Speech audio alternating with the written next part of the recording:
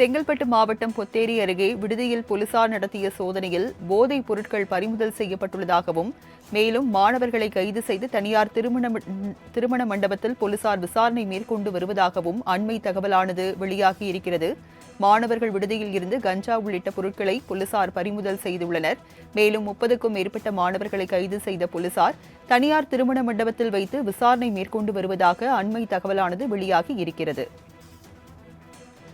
விவரங்களை செய்தியாளர் துஷால் வழங்க கேட்கலாம். துஷால், இந்த விவகாரத்தில் 30 மாணவர்கள் கைது செய்யப்பட்டிருக்கிறார்கள். அவர்களுடன் மேற்கொள்ளப்பட்டு வரும் விசாரணை குறித்து பதிவு செய்யுங்க. நிச்சயமாக ராஜலட்சுமி, சென்னை அடுத்த பொத்தேரி அருகே உள்ள தனியார் குடியிருப்பு பகுதியில் போலீசார் திடீரென சோதனையில் ஈடுபட்டனர். தற்பொழுது 30க்கும் மேற்பட்ட மாணவர்களை முதற்கட்டமாக கைது செய்து விசாரணை நடத்தி வருகின்றனர். சென்னை அடுத்த பொத்தேரி அருகே மற்றும் அதன் சுற்றியுள்ள பகுதியில் ஆண்கள் பெண்கள் விடுதிகளில் மற்றும் போலீசார் சோதனையில் முதற்கட்டமாக ஈடுபட்டனர். போலீஸ் மாநகர காவல் ஆணையர் அபின் தினேஷ் மோதக் தலைமையிலும் கூடுதல் ஆணையர் மகேஸ்வரி, தாம்பரம் காவல் மாவட்ட துணை ஆணையர் பவன்குமார் ரெட்டி தலைமையில் 1000க்கும் மேற்பட்டோர் அதிரடியாக சோதனையில் ஈடுபட்டனர்.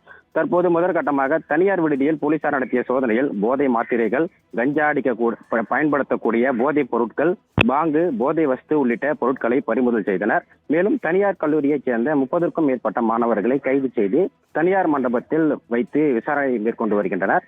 சென்னை புறநகர் பகுதியில் காலை முதலே சுமார் 1000க்கும் மேற்பட்ட போலீசார் திடீரென சோதனையில் ஈடுபட்ட சம்பவம் அப்பகுதி முழுவதிலே பரபரப்பான சூழல் நிலவி வருகிறது. ராஜலட்சுமி,